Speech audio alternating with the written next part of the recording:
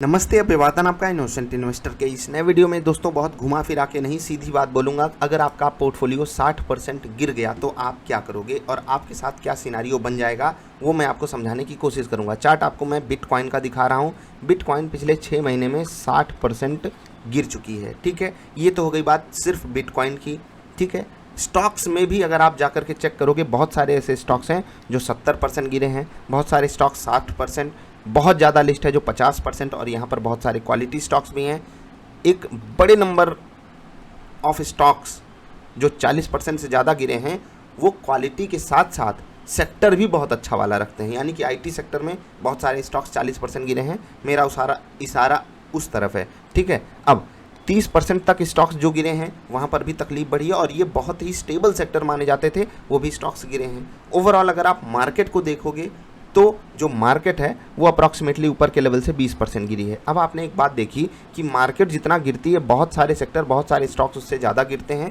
उनको आप high volatile stocks बोलते हो, लेकिन मेरा मुद्दा वो बाद में होगा। अभी मुद्दा ये है कि अगर आपका पोर्टफोलियो लेट्स से कि 60% डाउन है तो आपको वहाँ से कैसी अप्रोच रखनी चाहिए। पहली बात जो बहुत ही कड़वी है वो मैं आपको बोलना चाहूँगा कि अगर आपका पोर्टफोलियो 60% गिर गया, इसका मतलब आपने फोमो में आकर ही कोई ना कोई एसेट खरीदा होगा। 60% गिरना इज़ अ बिग डील, और 2008 जैसी क्राइसिस तो अभी आई नहीं, और आपका पोर्टफोलियो अगर 60% गिर गया तो आप क्राइसिस जैसा माहौल अपने पोर्टफोलियो के लिए बना करके रखे हो। ठीक है, क्राइसिस हो गई, अब तो हम कुछ कर नहीं सकते। अभी मार्केट और गिर सकती है क्या? बिल्कुल गिर सकती है। क्या आपका स्टॉक और गिर सकता है क्या? बिल्कुल गिर सकता है। लेकिन अब आपकी अप्रोच बहुत ही पॉजिटिव हो जानी चाहिए। ठीक है, बिटकॉइन के संदर्भ में जो मुझसे सवाल पूछा गया है मैं वहाँ पर कोई जवाब नहीं दूंगा। आपसे इतना ही कहूँगा कि देखो यार, बिटकॉइन का कुछ कहा नहीं जा सकता। वो 60% गिरी है, वो 200% भाग भी जाएगी।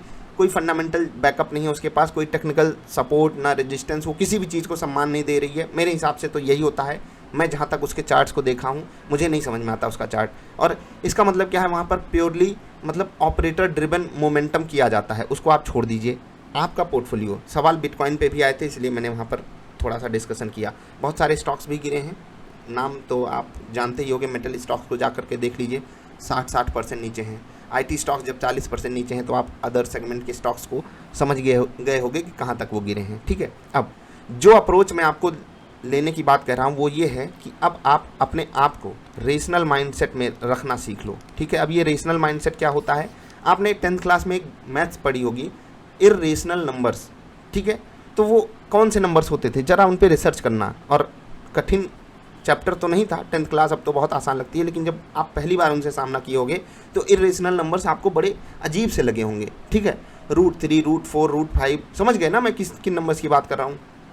अब जब हम मार्केट में आते हैं हम बहुत ही इर्रेशनल अप्रोच लेकर के चलते हैं, और हमको जब रियल लाइफ में इर्रेशनल नंबर्स मिले थे हम बहुत ही अनकंफर्टेबल हो गए थे। अब ये रेशनल और इर्रेशनल अंग्रेजी के शब्द हैं, लेकिन मैं इनको आसान भाषा में ऐसे समझाता हूँ कि जो आपको करना चाहिए, जो आपका कॉमन सेंस कहता है, आप वही चीज़ बाजार में नहीं करते हो मेरे दोस्त, और इसीलिए आपको इतनी तकलीफ होती है। क्या ये मेरे साथ भी हुआ था? बिल्कुल हुआ था। क्या ये मेरे साथ अभी होता है? तो दोस्त मैंने आपको बार बार बताया है कि मैंने सबसे पहली चीज़ तो रूल्स एंड रेगुलेशंस पे बहुत फोकस किया, वो भी उतना काम नहीं आ रहे थे। उसके बाद मैंने कोशिश ये की कि क्या ऐसी चीज़ है, मतलब डिकोड करने की कोशिश की, क्या ऐसी चीज़ है जो मुझे रोक रही है कि बेटर मैं परफॉर्म कर पाऊँ मार्केट में। तो सामने एक ही चीज़ आई, वो आई दिमाग। ठीक है, नाम किसका आया? दिमाग का। और ये मैं अक्सर बातें करता रहता हूँ आपसे, टीम मेंबर्स को भी बोलता रहता हूँ, और जो लोग अभी टास्क कंप्लीट कर रहे हैं ना उनको भी अपने दिमाग के साथ थोड़ा सा मैनिपुलेशन करने के लिए बोलता हूँ, क्योंकि हमारा दिमाग स्टॉक मार्केट में सही से पार्टिसिपेट करने के लिए नहीं बना है।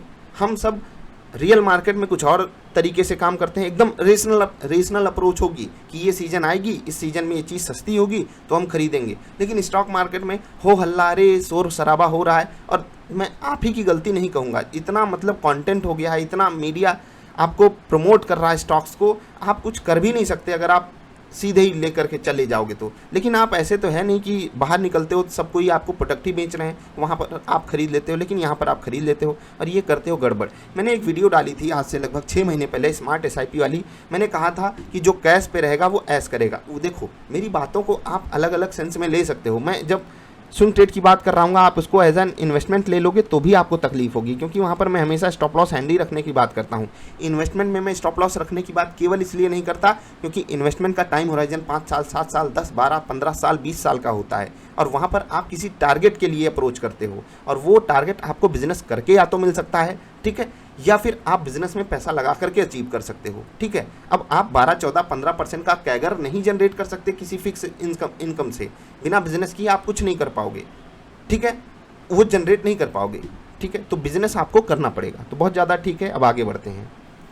रेशनल अप्रोच आपकी क्या होनी चाहिए कि जब स्टॉक महंगा हो जाए तो वहाँ पर ख़रीदारी तो नहीं करनी है, बेचेंगे नहीं, कोई बात नहीं। अब आपकी ज़मीन अगर महंगी हो गई तो ऐसा तो है नहीं कि आप दूसरे इलाके में जाकर के कहोगे नहीं मुझे ज़मीन खरीदनी है। आप एक बार अपनी ज़मीन बेचने के बारे में सोच सकते हो, लेकिन वो भी नहीं करनी चाहिए। मैं तो ये भी मना करता हूँ, क्योंकि वो आपका एसेट है, वो आपको नहीं बेचना है। लेकिन अगर दिमाग में आएगा तो क्या कि ज़मीन महंगी हो रही है तो मैं बेच लूँ, ऐसा तो होगा नहीं। ज़मीन महंगी हो गई है और अब मैं कह दूँ कि नहीं इसी वक्त मुझे ख़रीदना है, क्योंकि ज़मीन महंगी हो गई है, अभी और हो जाएगी, होती जा रही है। और ये थोड़ा सा मतलब हम लोग वो अप्रोच लगा लेते हैं ना कि हो रहा है तो होता रहेगा। ये तो स्टॉक मार्केट का बिल्कुल बेसिक सा रूल है, लेकिन ये ट्रेडिंग में काम आता है, इन्वेस्टिंग में नहीं। इन्वेस्टिंग में अगर कंपनी प्रॉफिट कमा रही है वो करती रहेगी, बहुत अच्छी बात है। लेकिन स्टॉक प्राइस अगर ऊपर जा रहा है, फॉर इन्वेस्टर्स ओनली बात ये बोल रहा हूँ, ट्रेडर्स इसको अदरवाइज ना ले लें कि ऊपर जा रहा है, आप ही तो समझाते हो।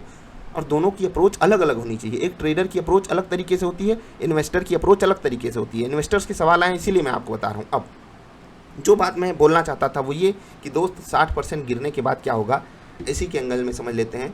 यही बिटकॉइन लगभग 50,000 पे ट्रेड कर रही थी, 50,000 नहीं 50 लाख रुपए पे, अभी 15 लाख पे आई है, ठीक है। कहने को तो 60% गिर गई है, 6 5 या 30, जी हाँ, ठीक है। अब ध्यान से सुनिएगा, जो 50 लाख वाली बिटकॉइन है वो 60% नीचे है। यहाँ से अगर आप ऊपर जाओगे तो लगभग दो गुना का मतलब 100%, और 100% से भी ज़्यादा रिटर्न। मैं थोड़ा सा मिस कर गया था कुछ पॉइंट्स, तो मैं आपको ये समझा रहा था, थोड़ा अगर कुछ लिखा गया हो तो उसके लिए माफ़ कीजिएगा। मैं आपसे ये बोल रहा था कि दोस्त अगर आप किसी भी स्टॉक को 60% गिरते हुए देख लिए हो ना, तो अब उसको रिकवर करने के लिए सिर्फ 60% का रिटर्न नहीं चाहिए, 80 भी नहीं चाहिए, 100 भी नहीं चाहिए, 120 भी नहीं चाहिए, 130 भी नहीं चाहिए, 140 भी नहीं चाहिए, 150% का रिटर्न चाहिए। कैसे? 100 से अगर आप गिर करके 60% 40 पे खड़े हो तो 40 से 100 जाने के लिए आपको कितना रिटर्न चाहिए? 150% का, ठीक है। मतलब आपकी मेहनत बढ़ गई। इसीलिए बोलता हूँ आपका दिमाग एकदम ओपन माइंड हो जाएगा, मतलब एकदम रेशनल हो जाएगा।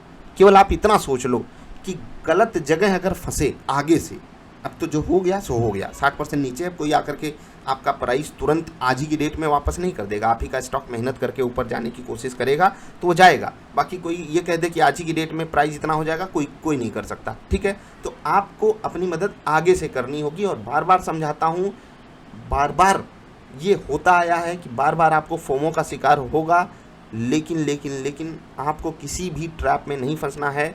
बिटकॉइन आपको कौन आकर के नहीं बेचा, कौन सा बॉलीवुड का सेलिब्रिटी, क्रिकेटर, आपके प्यारे इन्फ्लुएंसर्स कौन नहीं आकर के बेचे, और वो भी 60% डाउन है। और कितना बड़ा मार्केट कैप था वो तो आपने देखा ही, कितने पैसे लोगों के जले। और ये तो बात सबसे बड़े क्रिप्टो की हो रही है, उसके अलावा कहाँ कहाँ कितनी तबाही है वो तो आपने मतलब शायद आप में से बहुत सारे लोगों ने रिसर्च भी नहीं करी होगी।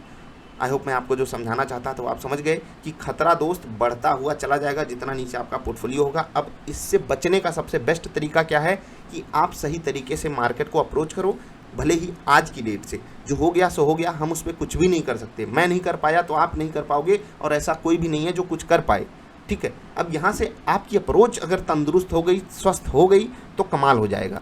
और वही गड़बड़ी अगर आप करके बैठे रहे, ऊपर के लेवल पे तो खरीद लिया, अब खरीदने का मौका आ गया है, आ रहा है, तो आप कहोगे कि नहीं अब नहीं खरीदूंगा और गिर जाएगी बाजार, तो आप फिर से रेशनल माइंडसेट नहीं लगा रहे हो। क्योंकि वो जो माइंडसेट है ना, वो आपसे यही कहता है कि अगर कोई चीज़ 100 वाली 50 की हो गई है तो जो 100 में खरीदा है, 90, 80, 70, 60 में खरीदा है, हम उनसे बेटर डिसीजन ले रहे हैं। और वहाँ पर बड़े बड़े प्लेयर्स ने, बड़े बड़े इन्वेस्टर्स ने आकर के पैसा लगाया है, उसके बावजूद भी स्टॉक सस्ता हुआ है। इसका मतलब हम उनसे बेटर डिसीजन ले रहे हैं। हाँ, एक बात जाते जाते आपसे ज़रूर कहूँगा कि जो अच्छे प्राइस होते हैं वो बुरी बाज़ार में ही आते हैं, ये आपने बहुत बार सुनी होगी, लेकिन इसका उपयोग करना भी सीख लीजिए। ये वीडियो आप में से बहुत सारे लोगों को यूजलेस लगेगी, लेकिन इस वीडियो को अगर आप दोबारा देखोगे ना तो आप सही चीज़ पकड़ लोगे। ठीक है, दोबारा देखने के लिए नहीं बोल रहा हूँ अगर आपने ध्यान से देखा है, लेकिन दोबारा देख लेना अगर आपको ये लग रहा है कि ये वीडियो यूज़लेस है, क्योंकि मेरे हिसाब से अगर ये वीडियो मुझे कोई मेरी पहली गलती पे बताया होता इस तरीके से तो मैं उसको बहुत धन्यवाद देता। और आपसे भी यही रिक्वेस्ट है कि आप खुद को अगर धन्यवाद देना चाहते हो ना आज से 5, 10, 15 साल बाद, तो जो रियल मार्केट में अप्रोच रखते हो वही स्टॉक मार्केट में भी अप्रोच रखने की कोशिश करो, ओनली फॉर इन्वेस्टर्स। अभी के लिए इतना ही, जल्दी मिलते हैं, नमस्कार।